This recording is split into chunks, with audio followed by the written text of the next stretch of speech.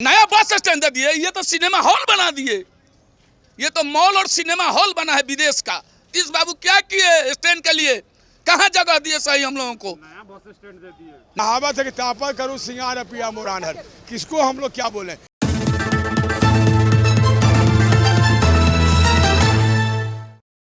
अब पटना से बसों की यात्रा किसी बड़ी चुनौती से कम नहीं है।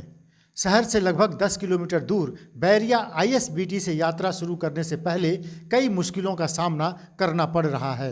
अगर आप पटना से कहीं बाहर बस से सफ़र करना चाहते हैं तो सुरक्षा, अपनी सेफ्टी, अत्यधिक खर्च और सबसे बहुमूल्य समय की बर्बादी के साथ अंतहीन मानसिक परेशानियों के लिए आपको तैयार रहना होगा। रात 9 बजे से सुबह 9 बजे तक जाम रहने वाले शहर के कई इलाकों से 14 किलोमीटर दूर चलकर बस पकड़ना हर किसी के लिए आसान नहीं है। आम जनता की इस बड़ी समस्या को लेकर विमर्श न्यूज़ ने हर पहलू पर उसकी पड़ताल की है। नमस्कार, मैं आकाश, आप देख रहे हैं विमर्श न्यूज़। मैं इस वक्त खड़ा हूं बिहार के सबसे बड़े अंतर्राज्यीय बस अड्डे पर। आइए आपको रूबरू कराते हैं 302 करोड़ के लागत से बने इस नए बस अड्डे से और यहाँ की जन सुविधाओं और सरकारी दावों की पड़ताल करते हैं। बिहार सरकार ने राजधानी पटना में अंतर्राष्ट्रीय स्तर का बस अड्डा बनाने का सपना तो दिखा दिया, लेकिन लगता है सरकार ने इस बड़े प्रोजेक्ट पर काम करने से पहले ना तो कोई योजना बनाई, ना ही धरातल पर कोई काम किया। बस स्टैंड का निर्माण करने के लिए भारत की बड़ी कंपनियों में शुमार सापुर जी पालोन जी मिस्त्री का जो कंपनी है SPCPL, उनको कार्य दिया गया कि जो भी वो कार्य का निष्पादन करते हैं और पेमेंट के लिए जब जाता है तो नगर विकास से नगर निगम, यहाँ से फाइल घूमते घूमते एक बिल को भुगतान करने में 6-6 महीने का वक्त लग जाता है, जिसके कारण काम करने में उनको काफ़ी कठिनाइयों का सामना करना पड़ता है, जैसा कि उन्होंने बताया। और सरकार के जो समझ है कि वहाँ समझ नहीं पाई कि हमको कितना ज़मीन का ज़रूरत पड़ेगा एक सारे सुविधाओं से लैस बस स्टैंड के निर्माण करने में, तो इसीलिए कई चरण में वहाँ पर एक्वायर किया गया है, ज़मीन किया गया है, जिसके चलते समझिए कि वहाँ कोई ढंग से प्लानिंग नहीं हुआ है। फर्स्ट फेज में ये निर्माण हो रहा है, दूसरे चरण में ये हो रहा है, तीसरे चरण में ये हो रहा है, और जिसके चलते आम जन को काफ़ी तकलीफ़ों का सामना करना पड़ रहा है और अपने निर्धारित समय से काफ़ी विलम्ब हो चुकी है वह परियोजना।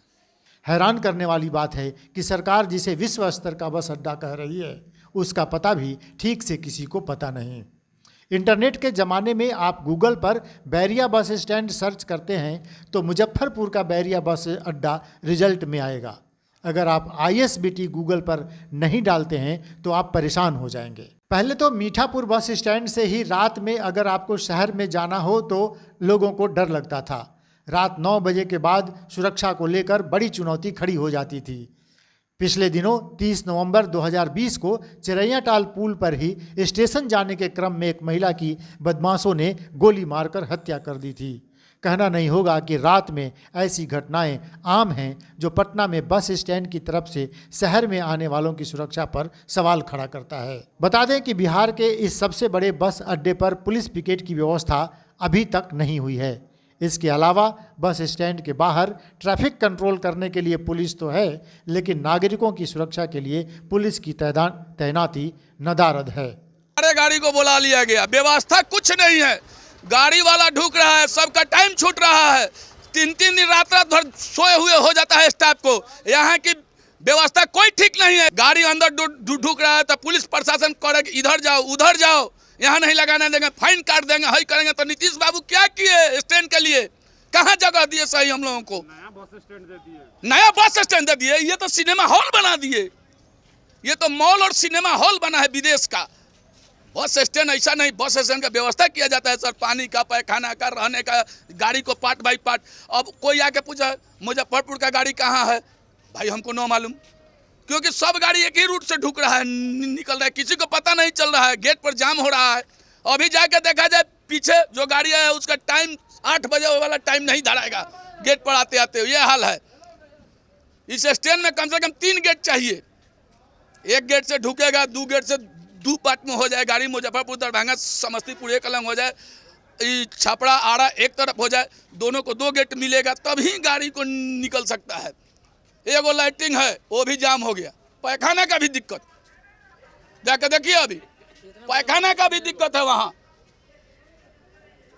बाकी खाने पानी का कुछ नहीं, खाना पीना कुछ नहीं, होटल उटल कुछ नहीं। 10 रुपये समोसा खा रहे हैं हम लोग, खाना भी नहीं मिल रहा है यहाँ।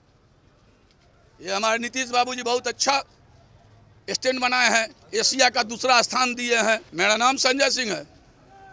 ना घर जाता है ना नींद पूरा होता, कुछ देखिए घर नहीं गए। पटना मेरा मकान हुआ, मीठापुर में मकान है, घर गया 3 दिन हो गया हमको। वो मीठापुर में हम लोग गाड़ी बस लगाते थे, घर चल जाते थे, यहाँ कोई व्यवस्था नहीं है।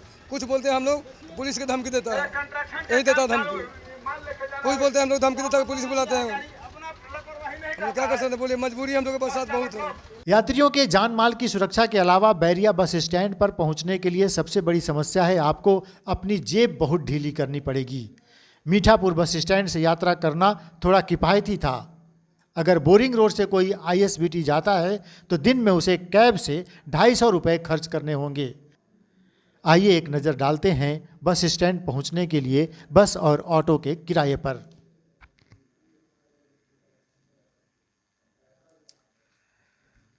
ISBT से यात्रा शुरू करने से पहले 2 घंटे का मार्जिन समय लेकर आपको यात्रा करना ही होगा। कई बार तो जाम के कारण यहाँ पहुँचने में 3 से 4 घंटों तक लग सकते हैं। पटना से गया की दूरी तय करने में लगभग 2.5 घंटे लगते हैं, लेकिन पटना से बीच शहर में ही ISBT जाने के लिए आपको 1.5 से 2 घंटे तो लग ही जाएंगे। बस स्टैंड के बाहर कुव्यवस्था हैरान करने वाली है। बस स्टैंड के बाहर सड़क के दोनों किनारे लंबी दूरी वाली बसों का कब्जा है। इसके अलावा ऑटो रिक्शा, बसें और लोगों की निजी गाड़ियां रहती ही हैं। बस स्टैंड से बाहर निकलने के लिए एक गेट होने के कारण बस वालों को भी भारी परेशानी उठानी पड़ती है। विश्व स्तर का बस अड्डा होने का दम भरने वाले इस बस स्टैंड पर कौन बस कहाँ लगी है यही पता करने में कुछ घंटे लग जाते हैं। सवारी कहने के यहाँ साधन ही नहीं है। टेम्पू वाला सब 0 माइल मुता देता है, 0 माइल मुता देगा, वो सवारी कहाँ जाएगा, किसी को मालूम ही नहीं है किधर स्टैंड है नहीं है। वहाँ से 24 घंटा सवारी को अवेलेबल, जानता था सवारी यहाँ से गाड़ी खुलती है, यहाँ से हमको सुविधा है।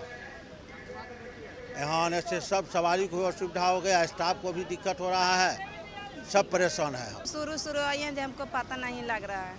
अब बात करते हैं ISBT में नागरिक सुविधाओं की। इतने बड़े बस स्टैंड पर शौचालय की व्यवस्था ठीक से नहीं है। भोजनालय, शौचालय और पीने की पानी की व्यवस्था यहाँ अभी तक नहीं हो पाई है। सरकार दावा करती है कि इस बस अड्डे पर एयरपोर्ट जैसी सुविधाएं होंगी। High speed free internet, VIP lounge और अत्याधुनिक रेस्टोरेंट की छोड़िए, इस बस अड्डे पर अभी लोगों के बैठने तक की व्यवस्था ठीक से नहीं हो पाई है। सुबह से बैठे हुए हैं, कोई सवारी नहीं आता है, न लगेज आता है, न पानी का सुविधा है, और सरकार कहता है गाड़ी लगाइए। कोई सुविधा ही नहीं है। इससे बढ़िया हम लोग पहले वही ठीक थे। एक कहावत है कि तापा करूँ सिंगार पिया मुरानहर, किसको हम लोग क्या बोलें। यहाँ सरकार ला के हम लोगों को बिक दिया है जंगल में। मोटर वाले को खेत का मूली पूछते हैं, जहाँ पाए उसको उखाड़ के बिक दिए। तो हम लोग पहले कहे थे वहाँ भेजने से पहले यहाँ गोलंबर पर एक गोलंबर बनाया जाए 0 माइल पर, और उसके बाद तभी गाड़ी वहाँ से मिलेगी। लेकिन वो 0 माइल पर गोलंबर नहीं बनाने के चलते हम लोगों को 2 किलोमीटर पूरब जाता है, पहाड़ी मोड़ से गाड़ी घूम के आती है।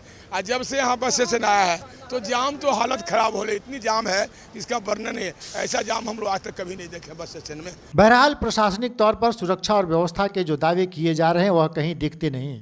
सुरक्षा के नाम पर ISBT पर एक नया पुलिस पोस्ट बनाया जा रहा है जो रामकृष्णा नगर थाना से संचालित होगा। यहाँ दरोगा के साथ पुलिस के जवानों को लगाया जाएगा। इसके साथ ही DM डॉक्टर चंद्रशेखर सिंह ने यातायात SP और DTO को आदेश दिया है कि वह जाम की समस्या से यात्रियों को मुक्ति दिलाएं।